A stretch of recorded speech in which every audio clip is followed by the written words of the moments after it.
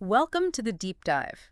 Ever scratched your head wondering how the world's best table tennis players actually get ranked? It seems like it should be simple, but it's actually quite a complex system. Exactly. And today we're going to unpack it all. We'll look at how the pro rankings work, why they matter, and, why winning a massive tournament doesn't always just shoot you straight to number one. Yeah, that surprises a lot of people. So if you want the lowdown without digging through piles of rulebooks, you're in the right place. For this, we've looked at, well, pretty much everything. Official ITTF and WTT documents, news reports, player histories. Our mission, really, is to decode how these rankings tick and figure out what really shapes a player's spot on that global ladder. Let's do it. Okay, first things first. The ITTF WTT World Ranking System, this is the big one, the global standard. Absolutely. It's designed to be objective, merit-based. Yeah. The core idea is pretty straightforward, actually. Oh, yeah. Your ranking points are basically the sum of the points from your best 8 results. Best. Yep. Your best 8 results within the last 12 months. So a rolling 365-day window. Ah, okay. So it's not just about that one amazing tournament win. It's consistency. Exactly that. The best 8 rule is fundamental.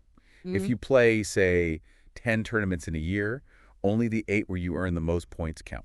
And if you play fewer than 8. Then all of them count. Simple as that. Yeah. It really shows the system values playing well consistently, Yeah. not just having 1 or 2 huge peaks. Right. And I know these points don't last forever. The rankings are always shifting, aren't they? How does that 12-month thing work? Precisely. So the points you earn from an event typically expire exactly 12 months after that tournament ends. Ah, okay. This rolling system keeps the rankings fresh, reflecting current form. As old results fall outside that window, the points vanish. So you've got to keep learning them. You got it. Yeah. You need consistent good performances to maintain or ideally improve your rank. And I guess this system didn't just appear overnight. It's evolved. Oh, absolutely. The ITTF started rankings way back in '87, initially based on World Cup results. Right. Then the Pro Tour '96 was a big step. Right. And more recently, the WTT structure brought more changes. We even had temporary tweaks during the pandemic, like freezing points. I remember that. But that's all gone now. As of mid-2023, we're back to the standard 1-year expiry for points. Makes sense. What about younger players, the ones coming up? Any special rules for them? Yeah, there's a specific rule for youth players competing in senior events to make sure the senior rankings reflect top-level play. Mm-hmm. A maximum of 4 results from youth events can count towards their senior ranking points. Okay, so it limits the impact of just playing lots of youth tournaments. Exactly. It acknowledges they play more age-specific events, but keeps the senior ranking focused on senior competition. Gotcha.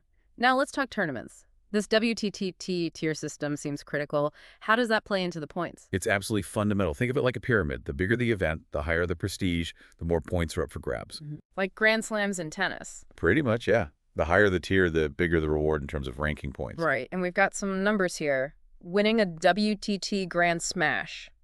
That's huge. 2,000 points. Massive. Same for the Olympics and the World Championships. Those are the absolute pinnacles. 2,000 points. Wow. Then you've got the WTT Cup Finals, used to be called the ITTF World Cup. That's $1,500 for the winner. Still a huge haul. Definitely. WTT Champions events are 1,000 points. WTT Star Contenders give 600. Continental Championships, like the European or Asian champs, are around 500 for winning. Okay, and then it drops down. WTT Contenders, 400 points. WTT Feeder Series, up to 150. Exactly. And I see you've got the World Youth Champs there, too, 3,000 points. Lower. But that's specifically for the youth rankings, not the senior list. Right, important distinction. And crucially, it's not just about winning. Points are awarded for each round you reach. Ah, so making a semifinal in a big event can still be really valuable. Hugely valuable. Yeah. A deep run in a Grand Smash can sometimes be worth more than winning a lower-tier event. That makes sense. In these different tiers, from the Grand Smashes attracting the absolute elite, down through champions, star contenders, they create a pathway. A way for players to climb up. Exactly. Rising stars can use contender events to gain points and experience against strong fields, then move up. But the points difference really pushes players towards those top events. Like, how big a difference are we talking? Well, think about it this way. You'd need to win 5 WTT contender events 5 wins. to get the same 2,000 points you get for winning just one WTT Grand Smash. Wow. Okay, that puts in perspective. So those big breakthroughs in the rankings usually come from a great run at a top-tier event. That's generally where you see the major jumps, yes. Yeah. Exceptional performance at the highest level. Now, we've mostly talked singles, but there are other rankings too, right? It's not just one list for men and one for women. That's right. The men's and women's singles rankings get the most attention, obviously. But there are also doubles rankings. Right. Yes, for specific men's, women's, and mixed doubles pairs based on their results together.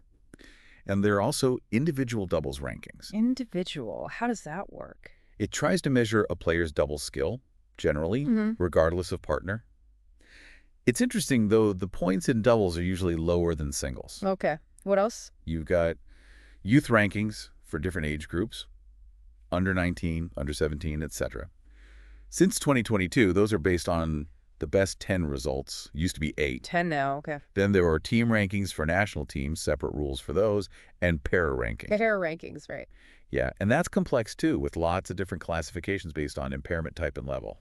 It's a really comprehensive system trying to cover everything. It really is a whole world of rankings. Okay, let's make this concrete. You mentioned the Hugo Calderano example. He wins the 2025 ITTF Men's World Cup in Macau. Huge win. Massive win for him, yeah. But he didn't become world no one. Why not? This is where the best 8 thing really comes in, I guess. This is the perfect case study. So right after that win, May 13th, 2025, the rankings look like this. Lin Shidong from China was number 1, way out front with 675 points. Okay, 800, 675. Wang Shiqin, also China, was second with 5,275. And Calderano, after banking those 1,500 points from the World Cup, moved up to number 3 with 4,575 points. Matched his career high, actually. Right, number 3. But still, over 4,000 points behind Lin Shidong, even after winning the World Cup. Exactly. It shows that one huge result, even a World Cup win, isn't enough on its own for the top spot.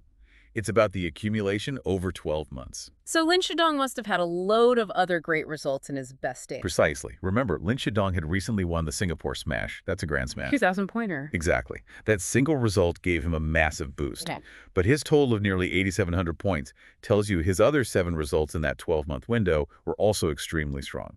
Consistent high finishes in major events. So Calderano's World Cup win is definitely in his best 8, but Lin's overall collection of points from his best 8 is just much, much higher. You've got it. It's sustained excellence across multiple big tournaments that get you to number 1 and keeps you there.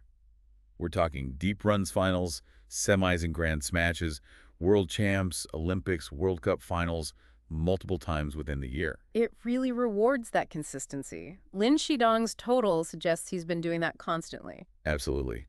For Calderano or anyone else to close that kind of gap, they need several more results of that World Cup level or even Grand Smash level within the year. To replace lower scores in their top 8 or just add more high scores? Right. It really values that sustained high performance over, let's say, sporadic brilliance. Though Calderano's win was certainly brilliant. No doubt. But the system rewards stacking up those big results from the high-value WTT series events. It's just a shame we can't see the exact breakdown of which 8 tournaments make up a player's points on the WTT site. Ah, that's not public. No, just the total.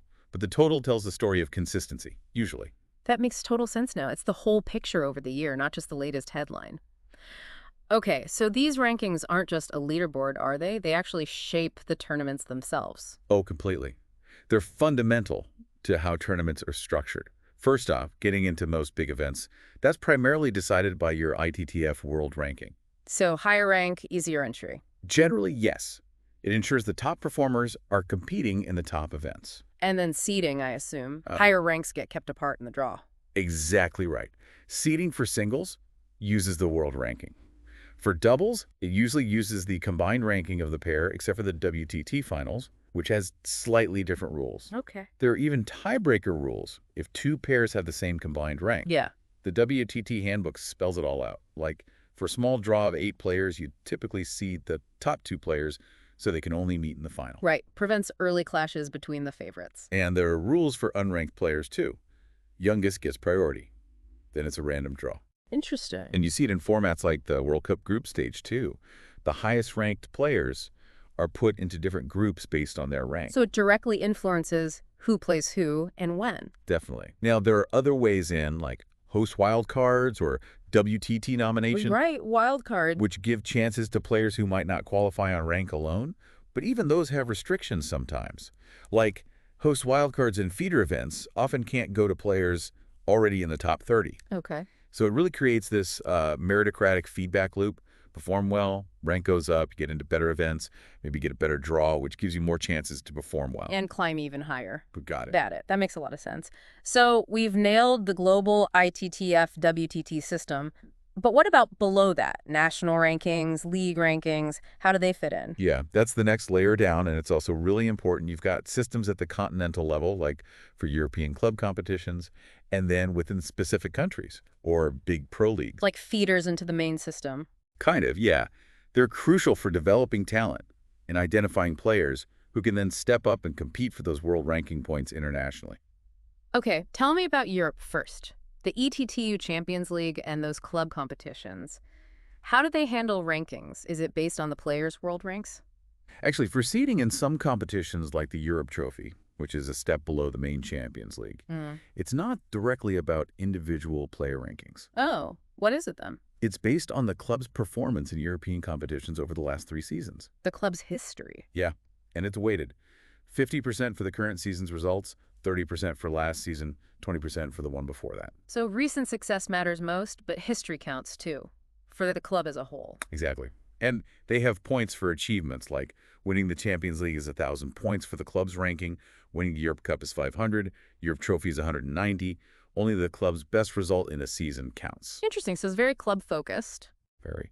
And even within events like the Europe Trophy group stage, they have points for team match wins, 2 for a win, 1 for a loss, and detailed tiebreakers. It's all about consistent club performance in Europe. Okay. What about a big domestic league, like the Chinese Table Tennis Super League, the CTTSL, loads of top players there? Right. The CTTSL is arguably the strongest domestic league. They track team standings, wins, losses, points, usually 2 points for a team wins. Standard league stuff. Yeah, and they track individual player stats too, wins, losses, win percentages.